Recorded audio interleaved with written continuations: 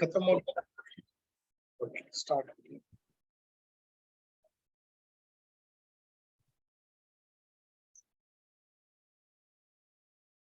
So good evening and welcome everyone to the first session of the path of purification. Now, before we start the session, let's just step back for a few moments of silence.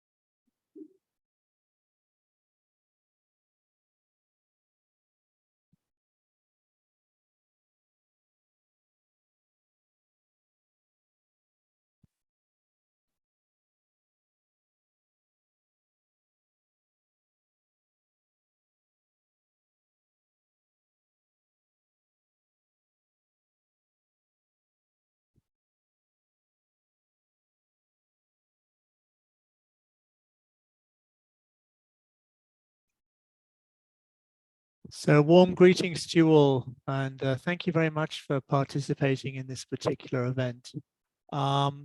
Gives me great pleasure to introduce Dr. Alok, who will be speaking about the purifying flames of love. Over the next 12 sessions, we'll be looking at the necessity and the practical application of the process of purification. And it should be a very interesting and very illuminating series, particularly for those who are sincere about continuing and walking this path. So over to you, Dr. Alok, and enjoy the session, everyone. Namaste. Let me start with a little bit of a preamble. The preamble is that often a question is asked that Aurobindo has not given any external discipline, so to say. So how to reconcile it with this constant, there is a stress on purification, stress on sincerity, as we find nowhere else, actually. At the same time, we see no real external disciplines which are given. So this is because Aurobindo has given us the goal. He has given us roughly the roadmap. He has given us all the major stations, the challenges that we may meet on the way. He has equipped us with all that is necessary and wants us to equip ourselves with all that is necessary. And most importantly, because we must remember that Mother and Aurobindo walk with us on the path. So they are not like a guru who just shows us the way and then lets us to. There are gurus like that. It's perfectly fine, who show us the way, give us a method and a technique, and let us walk facing the stumbles, hurdles, etc.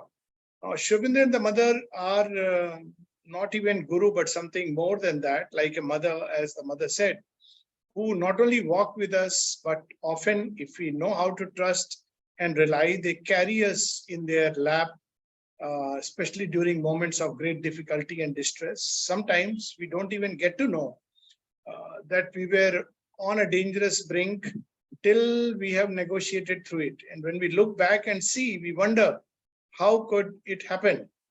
And then we realize that it's their grace and love which was carrying us through it. So because they rely much more on their grace and love rather than on our efforts, that they could say that one who aspires for this yoga, he will reach the goal. It is as true and more true than 2 + 2 makes 4. So they could do it because they were not really relying so much on our own effort. But having said that, well, it doesn't mean that there should be no effort. Even to receive the grace and love, there is effort. Because if we keep remaining closed, if we are full of doubts, if we are full of despair, then ultimately, of course, the grace can knock the door and enter. Yet it's so much better if we know how to open the doors to grace, how we know how to cleanse the Aegean stables, which is what our inner being often is. It makes the task so much more easier. So this is the first part. And second is that discipline is necessary, but each one is left free to evolve their own discipline, which changes from stage to stage, because this yoga is like a rapid evolution, and this evolution sometimes can be very disorienting. I'll give just one example from something which I had gone through, and a lot of people I am sure go through. So there was a stage when I would love to hear any music which was, even a film music which was connected with the divine, or I would make my own connection with the divine. This is before turning to yoga. So this was nice because any song could be turned in that direction. Then after turning to yoga, there were bhajans which were so appealing, which were like purifying the heart. They made me feel very nice, happy, and awakened some kind of sprouting of the seed of bhakti. Then after some time, this was taken over by Sunil Das music and Savitri, read by the mother. And then after some time, things evolve, change, and then it is her constant presence, which we need to refer to, which becomes the most important thing. So all these, this is just one example that there are steps and stages, and at each stage and step, each one has to evolve their own discipline. There is a stage, for example, when freely mixing with anyone and everyone can be very risky. The mother has told about it, vital interchanges, as happened during at least Indian weddings, and as happens during, of course, parties, picnics, etc. But there is a stage when one can go about, travel to the whole world, meet people, and yet can remain untouched and unsullied. So one has to feel for oneself, know sincerely what one needs. There are different stages, and the central crucial principles are what we must always keep in mind, so that we don't lose the track. And the central principle is what we see in Savitri, that very first line when Savitri is given a program, and that is, remember why thou camest, and that is the aspiration. So if we know where we have to go, and this should remain always as a constant guiding light within us, and then we will ourselves know, if we are even slightly sincere, that a particular activity, whether it's helping me come closer to the mother, or it is taking me away from the mother. So, or it's putting a veil between me and the mother. And, so because we may wonder why, what has this got to do with purification? Well, purity in the sense that the mother and Sri Aurobindo have used, basically it implies to be under the divine influence, and by implication, no other influence except the divine. So essentially it means that there are so many influences which are all the time entering our, as the mother says at one point, that we are often like a jellyfish, all the things stick on to us as we go through life. We believe it's a nice thing that I can read this literature, read that literature, I can be with any kind of company. Well, eventually, yes, because the divine dwells in all. But at the same time, one must have a realistic assessment of oneself. And one can see that there are certain kinds of company which pull us down, certain books whose influence is to fill doubts and close the door. And there are certain other books which uplift us. And therefore, I feel through this journey, at every stage, at every level, one of the best companion, or the best companion, external companion, so to say, is the works of Mother and Sri Aurobindo. They very often, when we read about various ways of purification, we miss out on this. Simply reading Savitri is so purifying. I've seen that it changes all the things that are, that create impurity. We'll touch upon them just in a moment. Just a reading of Savitri is like it just washes away, it vanishes. I'm reminded of the story of the Aegean stables, which I just mentioned. So one of the, as we know, tasks of Hercules was to clean the Aegean stables. Aegean stable, as we know, had 1,000 horses. So by the time we would start cleaning from one and go to the end, the first horse already started making things dirty. That's how our life is, because there are so many subconscious impressions. And subconscious is like a hidden camera. It's recording everything. And there's no way one can just shut that camera. It's a camera with only shutters open. So even if we are, let's say, withdrawn in the mind, our senses are registering hundreds and thousands of impacts all the time, and they go into the subconscious. So what can really cleanse it? So Hercules had a very smart way of doing it. He knew that if he starts cleaning one by one, it will be very difficult. So he simply goes and opens the river, draws a channel between the river and the stable. So this channel floods, and time to time it cleanses the entire stable, because it passes through the stable and cleanses it. So this is the essence of the process, that if we try to pick up one difficulty, one impurity, it becomes an endless process. It can be very tiring, because there are countless. Of course, when we start the process, we think I'm the spotless one, and everybody in the world is is having so many spots, not realizing that all the spots that we see in everyone are there within us. But that's how most people start the journey. And then a time comes when we begin to see that no, there are plenty of things inside us. But if we start doing it one by one, it's really literally a Herculean task, because it's not just about rectifying things outwardly. And that's where we must understand the difference between a behavioral modification and transformation, as Aurobindo says. So much of our society, believes in behavioral modification. Outwardly, we should be a civilized person. When we see people, we must greet them well. We must speak nice words, etc., etc. Now, that's not purification. It helps us to an extent. Then at next level, this takes the form of something more inward. And that something more inward is a moral and ethical purification. Moral and ethical purification is done by the power of will.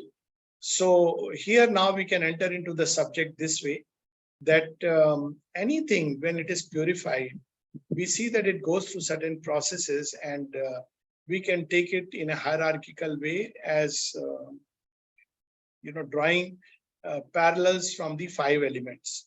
So the first element is earth, where things are there, hidden, raw, unprocessed, and we see a most early humanity where things begin to emerge sheerly by instinct. So by instinct, the early primitive humanity, they had no sense of sin, guilt, or anything. And they lived life with this spontaneous instinct that they felt inside. It's more like an animal kind of humanity, but there is in it a kind of innocence and purity. That's the only stage when some kind of an early innocence is maintained. But obviously, man is not meant to just remain there. And as we begin to evolve, we see that several things begin to emerge. And one of them is the sense of good and bad, evil, right and wrong. So that's the first step of purification. First is when things emerge from earth nature. There are people who are connected with the earth nature, with the soil, and they act according to a spontaneous instinct within them. And it may have its own beauty and grace, but that's not the purity that Aurobindo is speaking about. I mean, it's not about going back to nature and living according to whatever instincts tell us, because we have gone through that stage. We have taken the road, as Aurobindo says in one of his poems, to be as the gods. And once we have entered that curve, we must complete it. We can't go back to that state of Tarzan-like humanity, beautiful though it may be. It is at one level. So the next stage is, in any purification, the next stage is where we sieve things. One of the things I remember in Indian household is that, you have the grain and you put it in a little kind of a vessel, and you simply automatically the lighter ones come on the surface, the gross ones either settle down or they are thrown out simply by the action, and thereby that's the first purification. So it comes as we have the sense of right and wrong. So it's important. That's the moral stage. Let's put it like that. Also, there is law which enforces a certain degree of rectification, not purification, but things which are done purely for out of fear or favors from the state are not really, has nothing to do with purification, the real sense of the word. They break down as easily as we know in certain war situations or in certain difficult situations. So next level is an ethical purification. Ethical purification is where we, after we have done the sieving, we allow waters to pass through. And water cleanses. So what does water cleanse? Water doesn't cleanse things from inside, but it cleanses the surfaces of our being. So we learn to regulate our conduct, our actions, and we don't act hopefully anymore like a wild animal. We automatically know our mind, our reason. We become reasonable human beings, so to say. Our reason and a kind of buddhi, understanding tells us that, well, this action should not be done because it brings certain consequences, or this is not something which is consistent with my own sense of nobility, my own sense of chivalry, my own sense of good. This begins to awaken in human beings. So it begins to modify our outer actions automatically. And this control is good, it's necessary, but as we know, purification goes much deeper. So because we may purify our outer conduct, but if the thoughts, feelings, will, they are not purified, then things are always susceptible. Any time breakdown can take place. So this first two levels of purification takes place naturally in society: moral rectitude, ethical purification. But in yoga, purification is used, as we know, in a much deeper sense. A person may be very ethical, very moral, and yet not spiritual. In fact, one may be stuck in the groove of self-righteousness, which sometimes can be a big bar in spiritual life. So there comes the next stage. As I said, the inner being must be purified. And that's where there are three fires that need to be lit. We spoke about the flame, purifying flame of love. So one is the fire of will. There are three fires already given to us to help in the purification process. But unfortunately, these fires are either dimmed or they are put to wrong uses. So these three fires are the fire of will, the fire of emotions, of feelings, and the fire of thought. And they're literally fire. See, when a person is charged by a thought, by an idea, it literally works like, not only it energizes us, which is what it means, fire energizes us, but it begins to show us a light. It's a kind of guidance we receive when we pick up an idea and we start living by it. As Aurobindo says in Savitri, a prayer, a master act, a king idea can link man's strength to transcendence force. Then miracle is made a common rule. So king idea. So we pick up one idea and we start leading our entire life based on that one idea. Swami Vivekananda puts it in a very interesting way. He says, first read, think, reflect, then take up one idea. It could be anything. It could be the divine is in all. And then now let all my actions, or to start with, to make it even more simpler, the divine is within me, because people begin to jump the stage. So when the divine is within me, what is it that I will do? So the entire conduct, thought, feeling begin to be governed by this one single idea. This is the golden rule which Aurobindo gave. As far as I know, one rule. He says also that there is one rule which I can give you, and this is known as the golden rule within the ashram, that always behave as if the mother is looking at you, because she is indeed always present. And then she says, try to think and feel nothing which would be unworthy of the divine rule. So this is one idea we pick up, and that becomes the central idea, which begins to govern our life. So whenever a thought comes, which is contrary to this central idea, if the divine is within me, and I used to have these images like Aurobindo says that you must keep the temple clean if you wish to install there the living presence. So if this is the temple, indeed, this is the temple of the Lord, our body is the temple of the Lord, the universe is the temple of the Lord, each atom is the abode of the Lord. But to start with, let's start cleaning this temple. Which means instead of bothering about what others are doing, let's start cleaning this temple. And then when we start cleaning this temple, automatically we will know that there are certain kinds of thoughts, feelings, which are not at all worthy of the divine presence within. And I take certain practical examples that once there was a meeting. So in the meeting, everybody was giving their ideas, opinions, viewpoints, which is okay. Everybody has a right to their viewpoints. So when my turn came, so a thought struck me, and I just asked everyone that just imagine that if Sri Aurobindo and the mother are actually physically present here. So are we going to do things the way we have done so far? I'll take another example.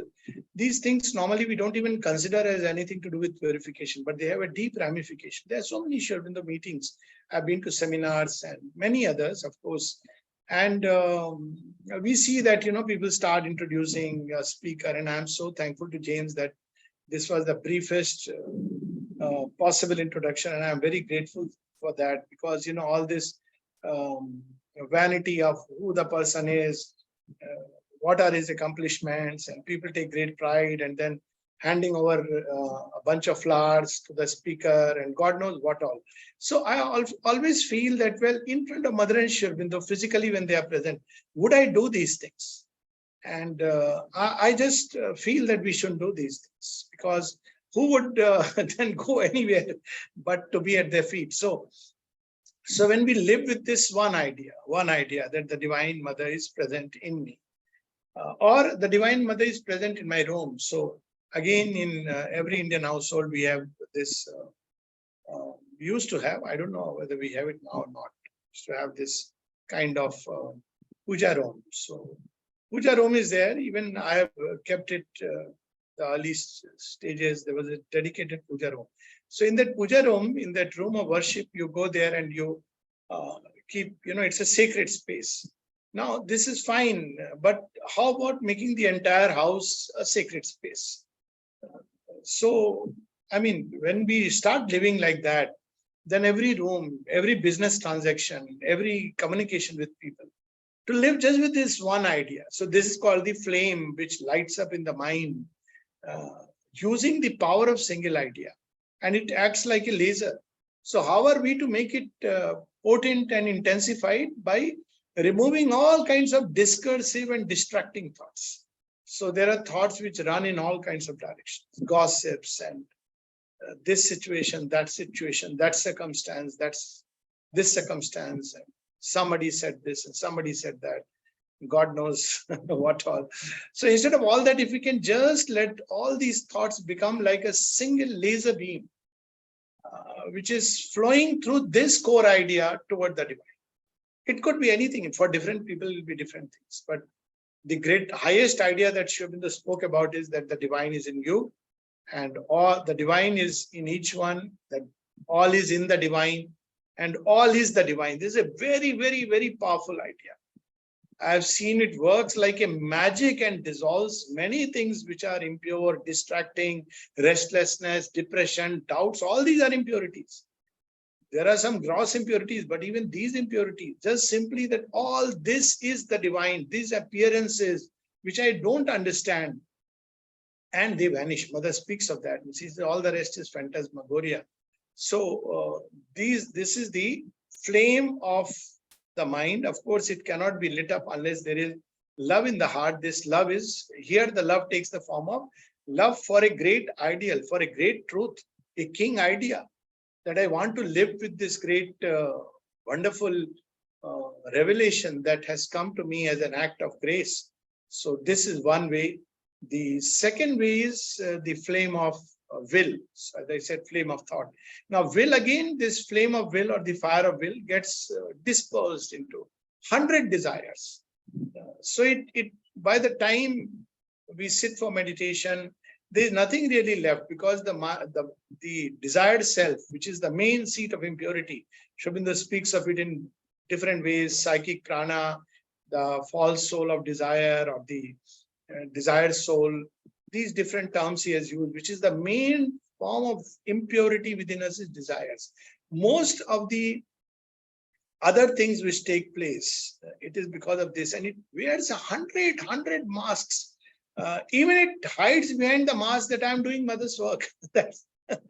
Ego can take many masks. Of course, ego is constantly wedded to desire, because if there is no sense of a separate self, desires would not come in. It's that sense that I am separate and the world should be around me and the divine should be around me, creation should be around me, everybody should be around me. And from there, all the impurities proceed, from there lust proceeds, from there greed proceeds, from there fear proceeds, from there insecurities proceed, from there suspicion proceeds, from there possessiveness proceeds, and all the band of jealousies proceed, ambitions proceed. So this is the sense of constantly living with the sense of separative ego.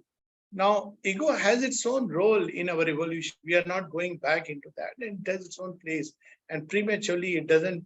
It should not be dropped. But at least we should turn the ego into an instrument for the divine purposes. So whatever our ego personality, which we still call as myself. So this myself should be that me, my being, my thoughts, my feelings, my will should be at your service. So the moment these desires, which are running in different direction to satiate or satisfy our various so-called needs, most of them are artificial needs created, sorry to say, but by our modern civilization, because it has really, put greed on a very high pedestal. It's the logical consequence when we have so many products of comfort. It's not against science and industry. They must do their work. But instead of seeking truth, we have amassed in a whole product industry, and then naturally greed comes in, desire comes in. For that, we have to be ambitious, because without ambition, it seems, I don't know, we can't earn much money. So all this comes from this sense of me and myself, and from there the desires. So instead of these 100 desires, if I can start desiring the divine, we may start this way, that I have these desires, can you grant me these desires? Divine is he's a trickster. So he normally hooks us that way, that, well, you want this, okay, turn to me. So he's the giver of all boons. As the Gita says, there are 4 kinds of bhaktas. One is, 2 are the inferior kind, who are Arth and Artharthi, and 2 are the higher kinds. The Jigyasu, seeker of knowledge, and one who knows. So in the beginning, divine says, okay, we'll play this game. You seek a desire and I'll fulfill it. But after some time, he, automatically when this happens, after some time, we begin to wonder, who is he who is giving all these boons? I must find him. There's a story about Yagnavalk and Maitreyi. So Maitreyi and Katyayani, he had 2 wives, and there was a time when he wanted to renounce everything, even externally, and go for a still deeper realization. And he split his wealth into 2 equal portions and gave to both his wives. And Katyayani said, whatever you decide, I'm fine with it. But Maitreyi says, I don't want this wealth. I want that wealth, which has empowered you to completely give all these things and just walk as a renunciate. What is that wealth? You surely have some wealth. I want that wealth. So after some time, when the divine begins to fulfill our desires, we begin to start seeking the divine for the sake of the divine. And one of the simplest ways toward that is to serve the divine. Have this urge, doesn't matter which way. People often ask that, if I am doing this, is it service of the divine? If I am doing that, is it service of the divine? Well, any work can turn into a service of the divine. Of course, there is a special work given by the divine, but the road toward that is led by, first, any work which we have, maybe cooking food, cleaning utensils, cleaning the household.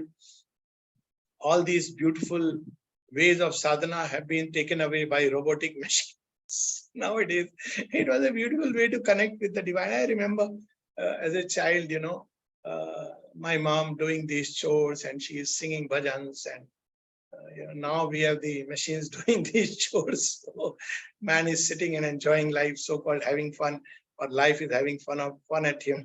I don't know which is what to say.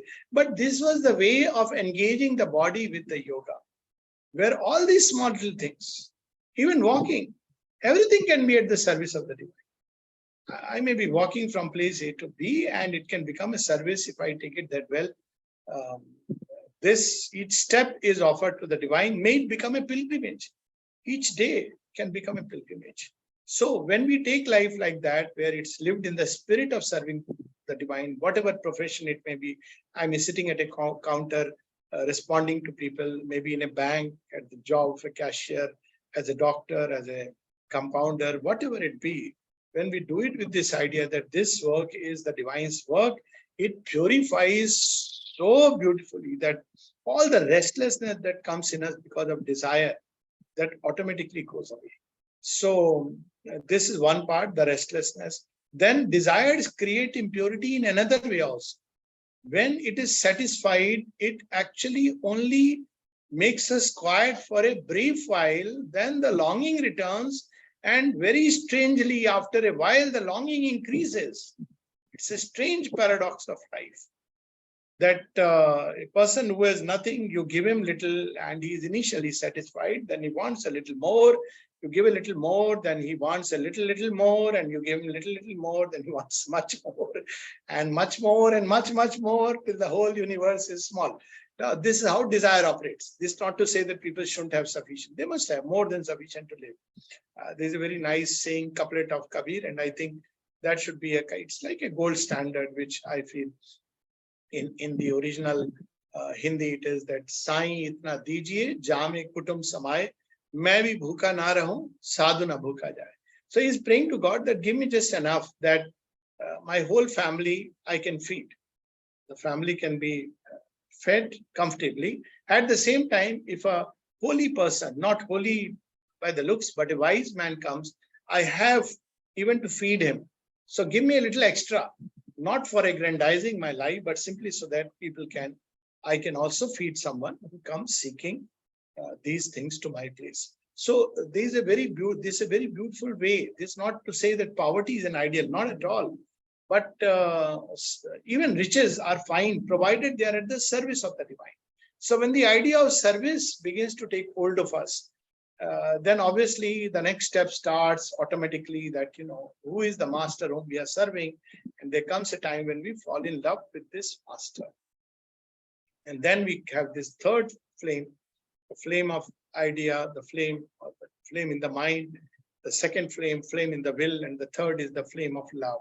So this is, of course, the most direct entry, because as we know, love is that power which brooks no barriers, even human love. That is the beauty of love, that it can break through every barrier, because all that it wants is union for the joy of union, nothing else. Love wants nothing else. If love is calculating, if love is seeing which God is better and what he will give me, if he wants God to give a written contract that, well, I'm going to give you all this, therefore I will start loving him. That's not love, it's business and calculation. As Aurobindo says in one of his beautiful poems on love, where he's, of course, speaking of the Godhead of love itself. That even when I have gone, you have beaten me, still I love. Because easy it is to love with need of favors, as in a shopman's heart, who, when stabbed, returns the kiss, is he loves. So that, that when then what happens is that many of these things, what really is impurity, all these kind of distractions, all these grains hidden inside, all this band of the spirit's enemies, as they are called, whose name are fear and lust and wrath and greed and anger. This is impurity. Or in the mind, doubts and various forms of, or sometime when desire is not satisfied, depression. It's a big impurity. Some people feel that it's a good sign to be depressed, that look here, this kind of, some people believe in kind of modesty. Modesty is a concealed form of vanity. This is also an impurity. It took me a while to understand how modesty is vanity. And then I observed myself psychologically very and discovered something which I can share. I saw that when somebody says something good about me, I tend to say, no, it's not me. So I realize I'm indirectly acknowledging it. And then I'm trying to, modestly trying to put it as if, but inwardly something in me is also happy. So that's not, so modesty is also a kind of vanity. He who knows that it is the divine who is doing all, simply, either inwardly remember and smile that it's all the divine. Tomar karmo tumi karoma loki bole kari ami. It is you who is doing everything, and people say that it's me who is the doer, or you will at most say that it's all her grace, nothing else. So this love is the most powerful of all flames. Mother says that, in fact, love is not just purifying flame, it is the flame of transformation. She says that purification, the power of purification dissolves and then rebuilds, but love modifies without dissolving. It is an experience to be had. It's the most, I would say, the wonderful aha moment of life. At least I have had many, because maybe too many things to be purified and got rid of, who knows. But the way she works, it is just amazing. And when she has worked upon a tendency which seemed will, is just impossible, because it has deep roots in the subconscious. Because impurities come from these two sources. One is our past evolution, and the second is the nature of evolution. So past evolution gives us our constitution. The second, the nature of evolution, wherein anything which is higher is subordinated to the lower in the beginning. So the mind automatically justifies. So when we justify tendencies, things, then obviously purification is a far cry. First thing is to stop justifying. So all these are elementary stages that one should see things for what they are, and neither blame oneself nor blame others, but persist in this aspiration. What I have found most useful is that one should never give up hope. I have seen people, I used to wonder, I have seen someone at 75 who once made a remark that this is natural and it's part of nature, and someone who is following a path. And when I heard it, I said, how can we accept things just as natural? They are natural, but we have to move away from that. So then I went through that whole process, and then I realized that no, there is nothing in nature which cannot be changed or transformed. But what is needed is that instead of saying this natural and I give up, the moment we give up, we have lost the battle. And that's what these forces which stand behind impurities, they want. They want us to, and the last justification is, that's myself, that's my nature. I can't change myself. Who is asking you to change? It's the divine grace which will change. But we have to keep on referring, keep on offering, keep on. Sometimes by writing it, this tendency is there. It's like a hydra head. You chop off one, ego and desire are like hydra heads, and they can take any form. As I said, ego can take the form of, I am an instrument of the Divine Mother. I am working for the Mother. I am her channel. I am a senior sadhak. All kinds of things I've seen in all kinds of ashrams where big disciplines are given. I know of an ashram which is, of course, a very great yogi's ashram, a very beautiful movement, and the yogi himself is wonderful. But I'm just saying that merely living in a sacred space is not enough, but they have all these nice things, like morning you have these prayers and then meditation, nothing for distraction, because there are no TV allowed. There's nothing. So it almost starves the being, which is not the way of this yoga, by the way, because when we starve something, it just, the possibility is gone. You have to go through purification. Purification is not impoverishment. This is something fundamental. So one of the youngsters, he was telling me, I had gone to their center to give a talk, and one of the youngsters was saying that, it is so difficult.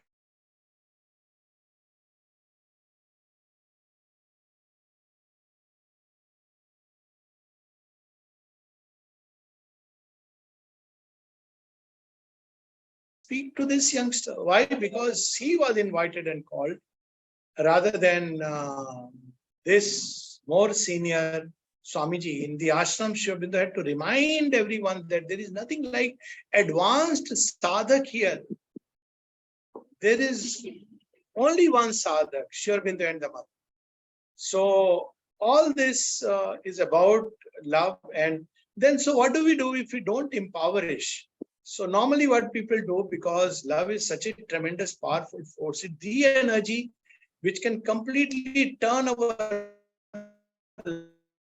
life topsy-turvy. And we know that war, I would even say the Ramayana was out of love. Ravan kidnaps out of, misguided love, and Rama conquers out of his love. We have the Trojan War, where we have that scene that after everybody is called by King Priam, at the end he calls Helen and asks her, do you still love my boy, Paris? And she says, yes. And he says, there will be war. This was a war to establish the ideal of love. So love is a tremendous power, and it's so frightening to most people that people find ways and means to suppress it. And we know what happens when we suppress it. It takes very distorted, tortuous roots. And I don't need to give examples. There are people who have kept women under the wraps, covering all around. And we know that what happens in the harems. So it takes very perverted form. So that's not the way. Equally, I'm not saying that one should just live life as a flirt and whatever it is. But to love truly even a human being, the mother says it's a yoga. And she was shown this film of great privilege of being called as Sati. Sati is nothing to do with sitting on a fire and going into heaven. They were just about few documented instances of that. And obviously they were based on a misunderstanding whose names I heard since childhood. All of them lived happily. And they were regarded as Sati during the time when their husbands were alive. Why? Because of that capacity for one-pointed love. And I have a feeling why only women were given this privilege, because men perhaps are not capable of that kind of love, because men live too much in the thought and women live in the depths of the heart, and therefore they can love truly. And if one can love truly, it doesn't matter, even a stone if you love truly. There is that story of Vrinda who loved this Shaligram, the stone, and he took that stone as Lord Vishnu. Even an idol, you take it that, the divine dwells in this particular idol of yours. I mean, this is something which people, of course, speak intellectually, but I, as a child, had this love for an idol, plastic idol of Krishna in his childhood mood, sitting and with something, makhan in his hand. And I love to embrace this Krishna and sleep with him till, maybe 10 years of age. People were so, he has gone crazy. Now, for me, it was not about idol. That was Krishna, a living embodiment. So I could literally say that since childhood, I slept with Krishna. It didn't matter. I didn't need my mom or dad. They were so loving and kind, and everything was beautiful. It's not like I was trying to escape with transient object attachment, as the psychologist would say, but a spontaneous feeling that this is my love. And then anything, even that, it becomes so living, real, and concrete. That sense that Krishna is my friend got so embedded in my DNA that I could never relate with him as a God who you should worship like this and dance like this and do these things. He's a friend. So this, it could be anything. It could be an object. People have fallen in love with an image or a picture of mother with their eyes, and their lives have changed. So love can do it. This is something which the thought cannot do, because thought, the moment it says eyes, it will say, okay, which I've seen people asking, which aspect of the Divine Mother this picture of the mother is representing? Do we really, would we? Of course, there is one place when people ask the mother for 4 of a picture, she gave these meaning. But it's not like she said, this is my image representing this, and you meditate like that. That's how the mind will do it. But for the heart, this is mother. End of the story. So when I used to keep, during my Air Force days as a doctor, during my MD, this picture of mother and Aurobindo, and one of my friends, this. So I said, parents. He said, who?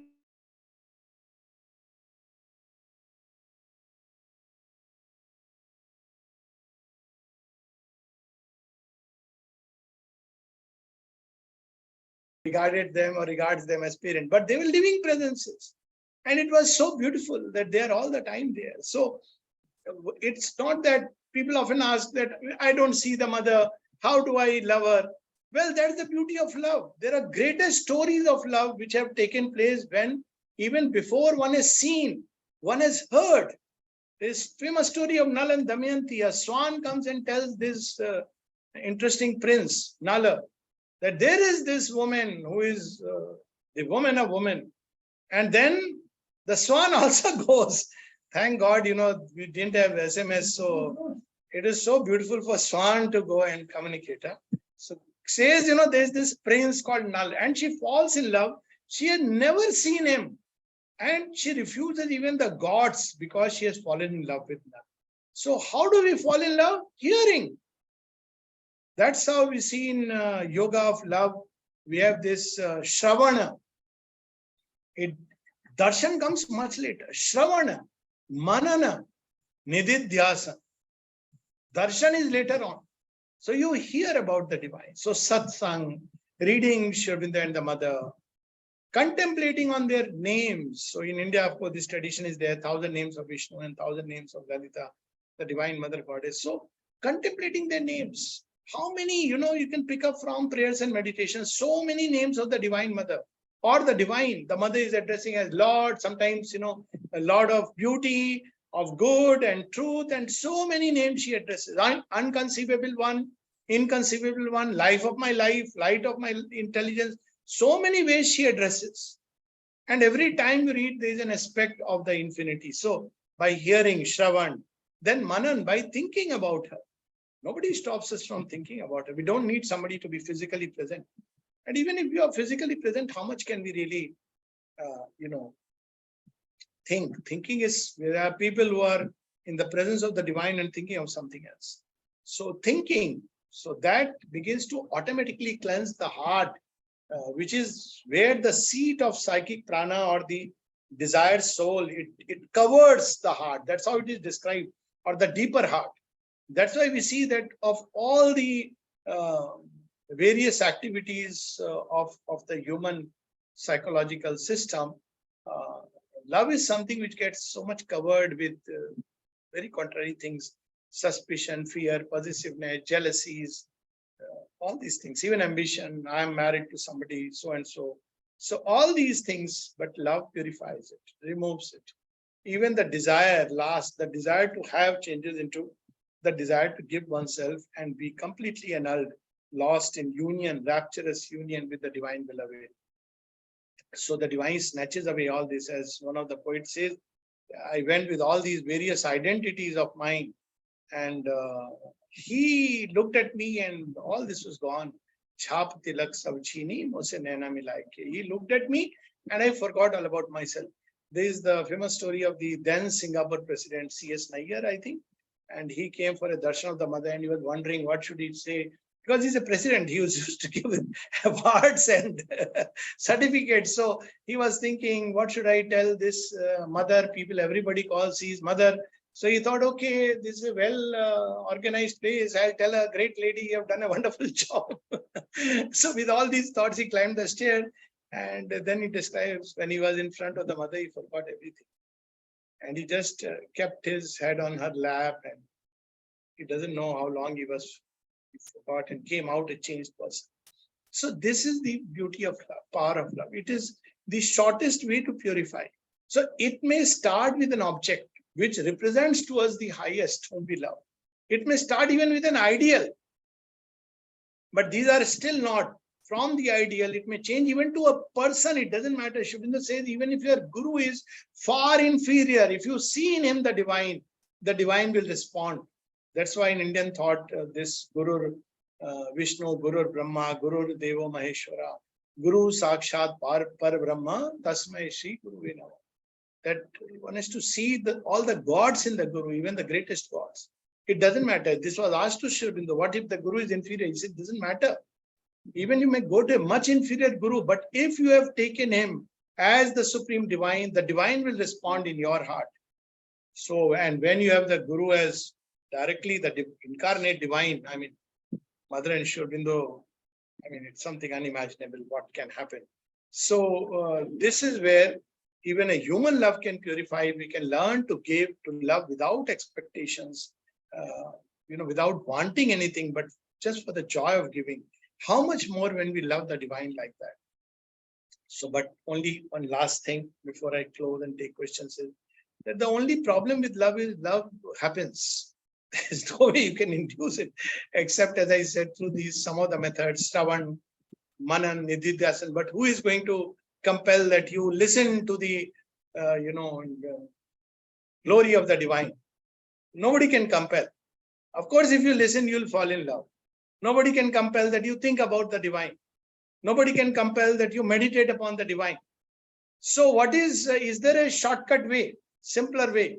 So it is the company of those who are God lovers. This is how Sri Aurobindo says that in the beginning, the psychic seeks the company of the God lovers.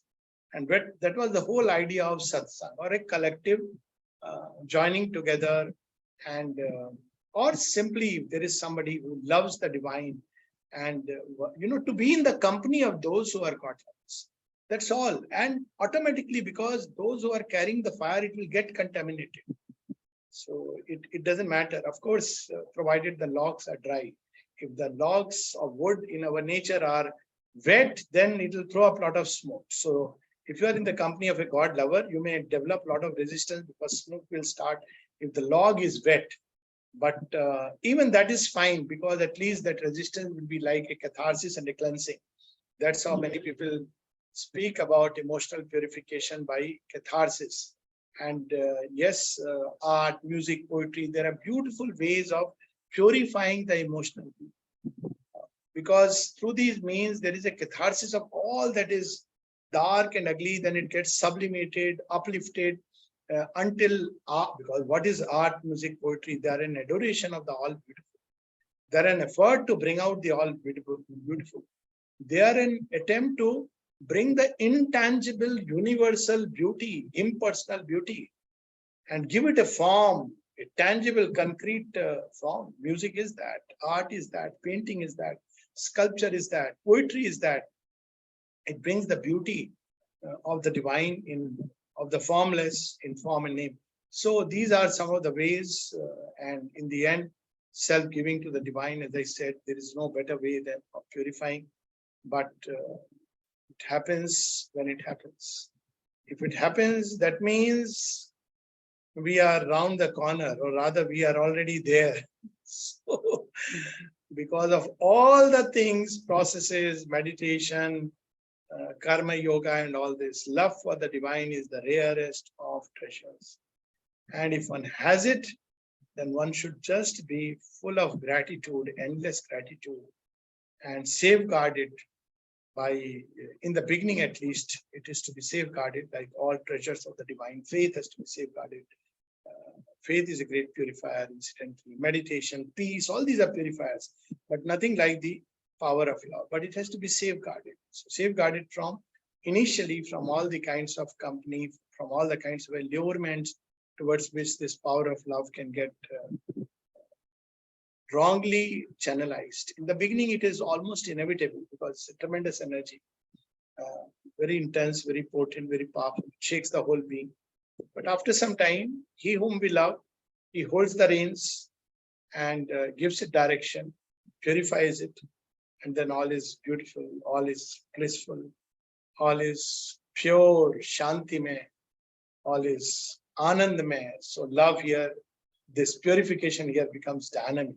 So purity in Sri Aurobindo's yoga, to sum it up, is not the negative purity of a whiteness where we don't do this, we are free from fear, jealousy, lust, anger, etc. That is the negative purity, white, stainless purity. It brings peace. But in Sri Aurobindo's yoga, it's a dynamic purity. All our actions in every sphere of life, in every activity, every relationship, every dimension of life, that purity must flow. The mother is the wonderful example for all of us. And that dynamic purity, which brings in ananda, not just peace, comes through a dynamic love and service of the divine. Wherever we are, whatever we may be doing in every sphere and every activity. So I'll pause here, and if there are any questions, I'll be very happy to take them.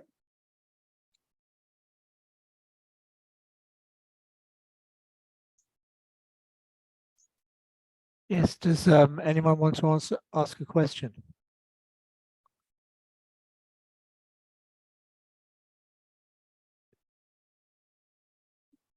Sanjeev Patra.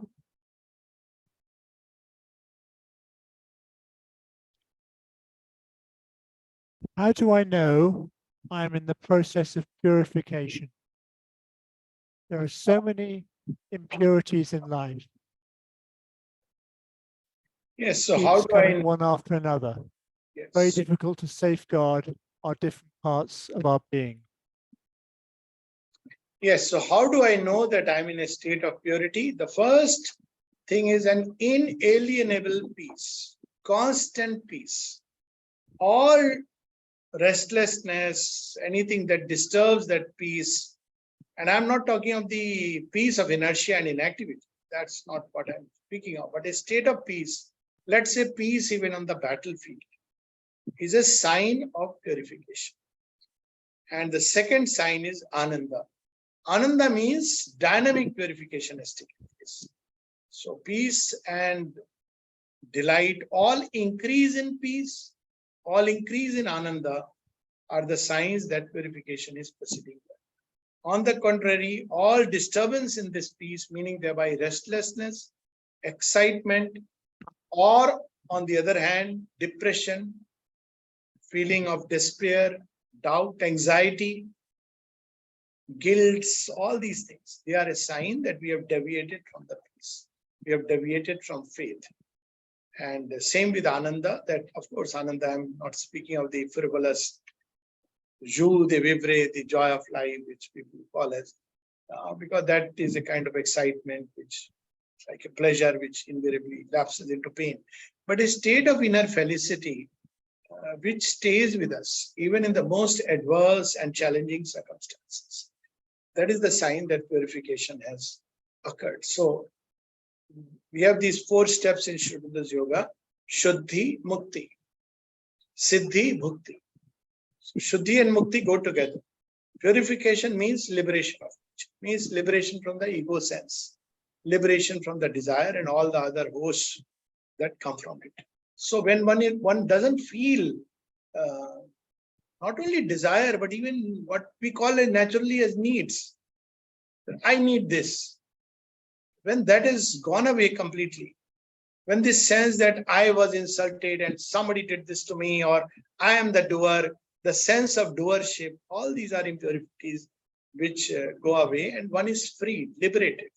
And in that liberated consciousness, because the coverings are removed, one knows the soul, identifies with it, experiences it, sees it. So many things can happen. So this is the first 2 things. Step is, sign is liberation. Then Siddhi, which is perfection, and Bhukti, which is taking the divine joy in everything.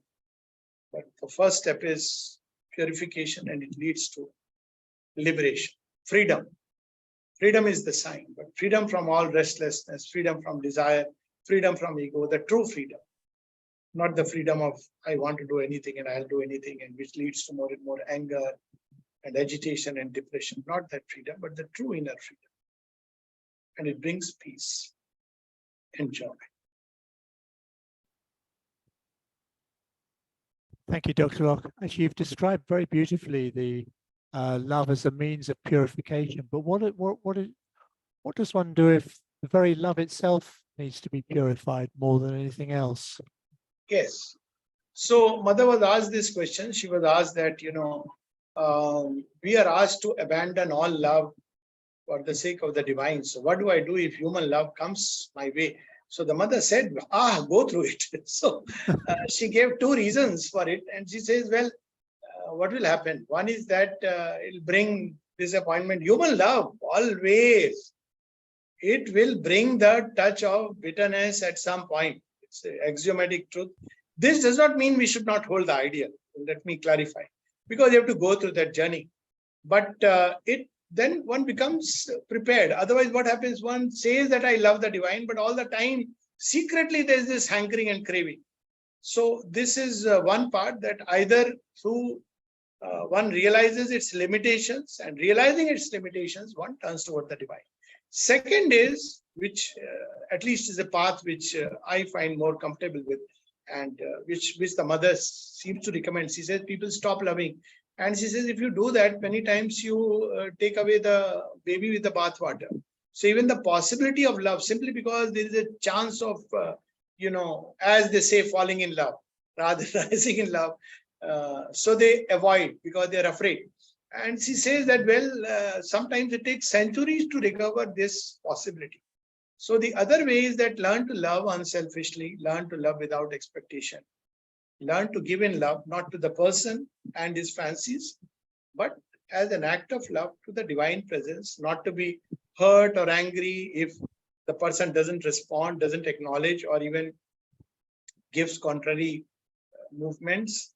So to love without any, to look at it from a very wide, smiling, benevolent, not benevolent with a superior condescending view, I am benevolent, not like that, but a natural benevolence of the heart, which is quick to, ignore all the so-called defects, real and unreal, of others, and continues to let this stream of love flow without any desires and expectation. Now, this is where one has to be careful, because things may creep in, and that's where one has to keep on reorienting oneself, observe oneself. Very easy to blame others that, see, I love so much and the other person doesn't love me. But for those who have taken the yoga, see, in ordinary life, it's understandable. And well, then one moves on to another person where one discovers that the other person also doesn't love me. Then one moves on to another person till one discovers love is not to be found outside, but within us. So the simplest way is to, for one's own needs, if at all, one should completely be connected and turn toward the mother to fulfill one's own needs, like understanding in love, companionship, all these things which come, even passions, passionate union. For all this, one should turn toward the divine mother inside. But outwardly, give love full of goodwill, full of the joy of giving without calculation. The mother says this uncalculating, unselfish movement is one of the most beautiful thing one finds in nature. Flowers have it, sun has it, river has it, even animals have it. I mean, human beings, I don't know, something goes wrong with the intuition of the ego. Early humanity has it. I have seen people who have very little money, but equally they are not greedy. But at some stage it comes, because as I said, we have to now enter through this narrow curve towards something higher and vaster and more conscious. So whomever we love, not to be afraid when it happens, but when it happens, we should use it as a beautiful opportunity to love truly, unselfishly, uncalculatingly, without bargain, without bothering about what one is receiving, and even if there is no acknowledgement, because it will help in the growth of the power of love and in purifying it. So to purify, one has to take the journey. Yeah. A few more questions, Dr. Alok. Yes. Is that okay? Yeah. First question, what is the first process of purification? So first process of purification, which anyways takes place before the yoga itself has begun, is an ethical and moral rectitude. And this is a stage which everybody has to pass through. What is called in Indian thought as sattvic purity or sattva sansuddhi. We can use a more modern language to be reasonable, to control the instincts and the vital extravagances with the help of reason, and a kind of discerning thought. One can discern based on the consequences. One can discern based on one's own sense of ethics, whether it's the thing to be done or not. This is not yet yoga, but it greatly helps. And Shubhendu says none can really completely bypass this stage. The second stage, or maybe the first stage from the yoga point of view, is to light up the fire of aspiration. which means not to justify the impurities, but always to have this aspiration of what I want to be rather than what I have. To justify oneself is to remain stuck where one is. To aspire means that's where I want to reach. And so when I constantly aspire for that's where I want to reach, so will and faith begin to constantly press in that direction. And this aspiration must be tended against 1,000 obstacles. Even if they are not allowing the fire to grow, yet one must continue to aspire. So most important, that first stage from the yoga point of view, from the other point of view, the second stage is to light up the fire of aspiration. And when lit, to safeguard it, tend it, and keep on increasing it. Yeah. One more question. Yes. I would like to know what is exactly meant by dynamic purity.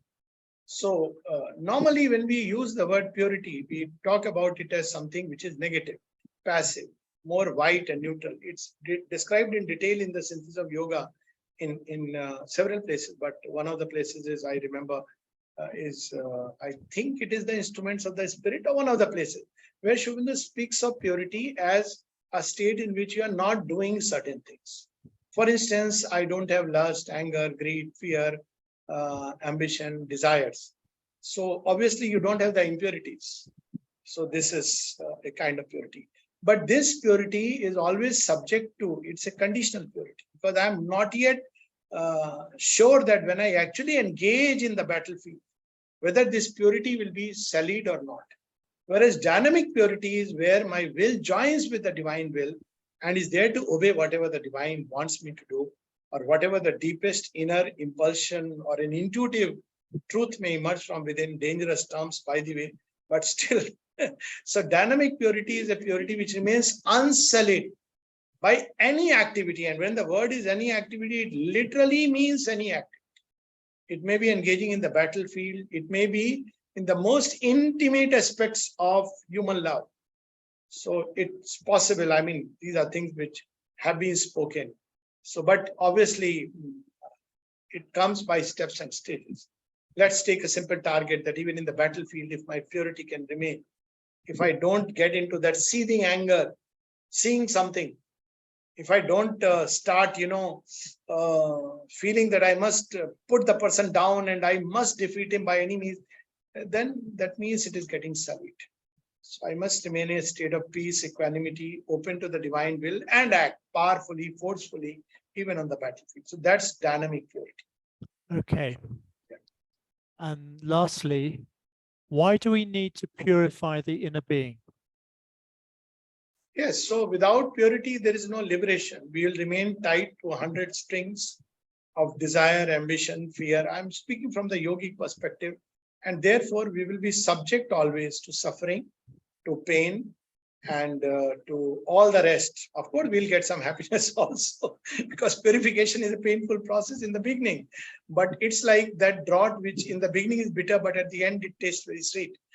But normal life without the purification process will be very sweet in the beginning, but the sweetness doesn't last long.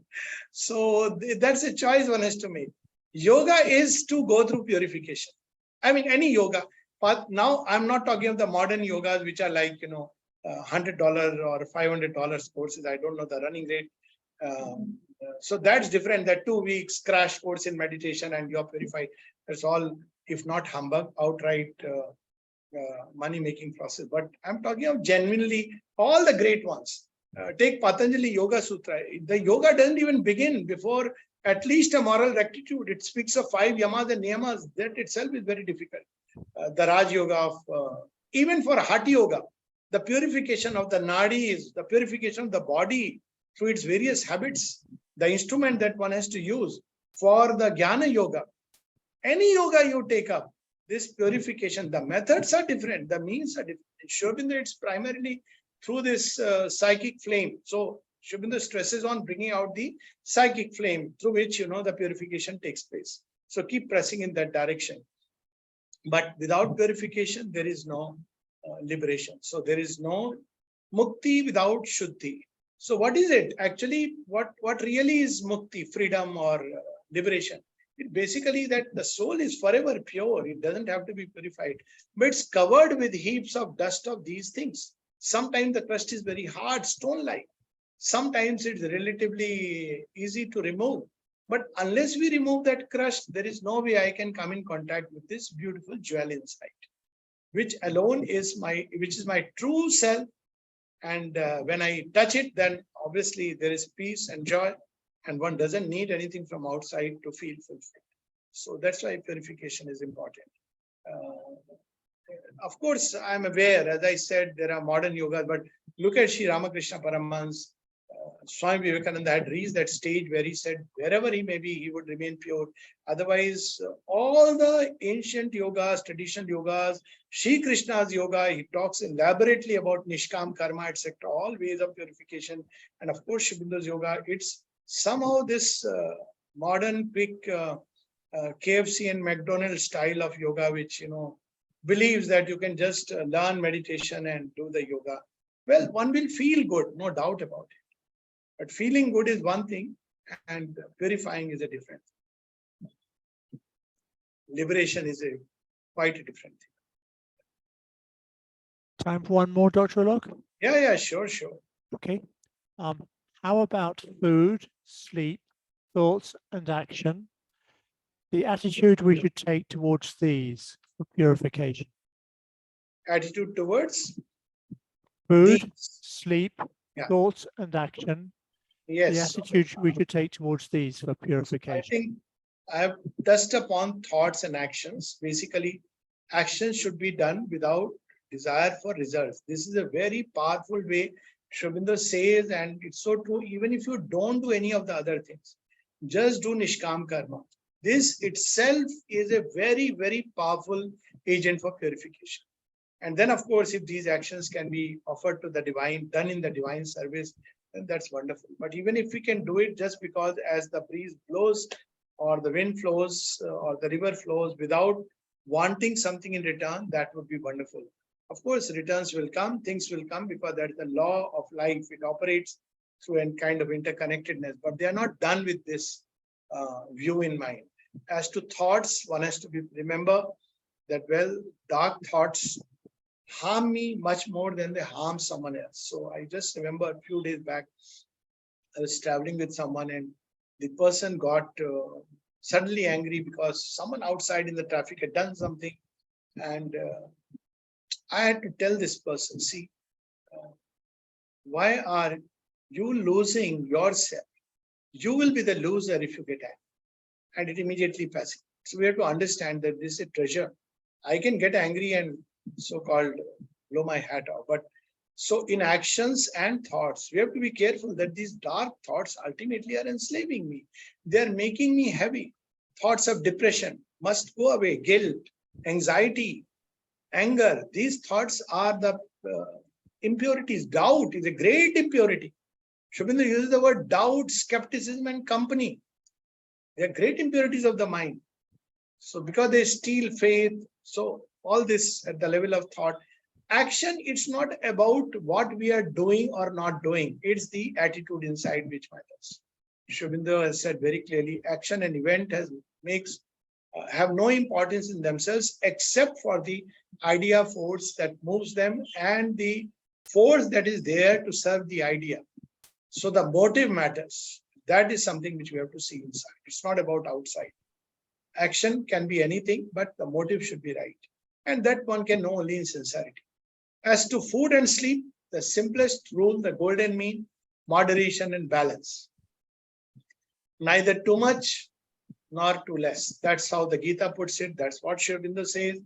And there's a very nice couplet of Kabir. It says, Atika bhala na bolana, atiki bhali na chup.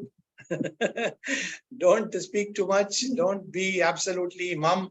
So don't sleep too much and don't deprive yourself of sleep. According to Sri Aurobindo, an average person needs about 7 hours of sleep. So I take it as the golden mean.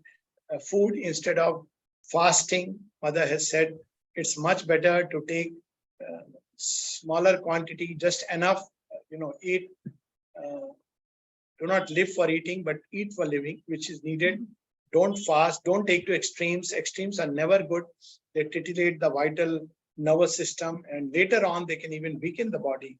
But initially they excite the vital nervous system. So fasting is never a good thing, but eating in moderation, maybe 3 times a day. I mean, dining room protocol. After all, the mother knew, but not eating for just for the palate. That doesn't mean that deliberately we must avoid tasty food. No, we must know the difference between a nice rasgulla and and what is it, bitter gourd or the karela, bitter gourd juice. You must know the difference, their properties, everything, and that's okay. But we should not be hankering after these. It's the hankering which is, Aurobindo says, the problem. That hankering, oh, I must go and get it somehow. People who hanker will go out of the way to get what they want. So for food, the same thing, hankering, that I must have this particular type of food, and they search for restaurants and they cook themselves. Now that should not be there. But whatever is given, eat tasteful food, preferably sattvic. It's good, but eat it with taste, relish the taste, offer it to the divine, turn it into prasad, but don't hanker after it. So that's what moderation, as in all things, is the best thing to remember.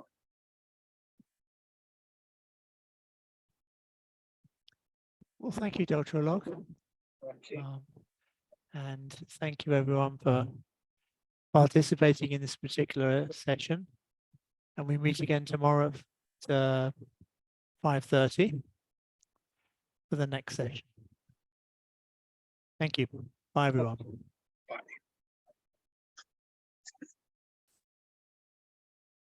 My mistake.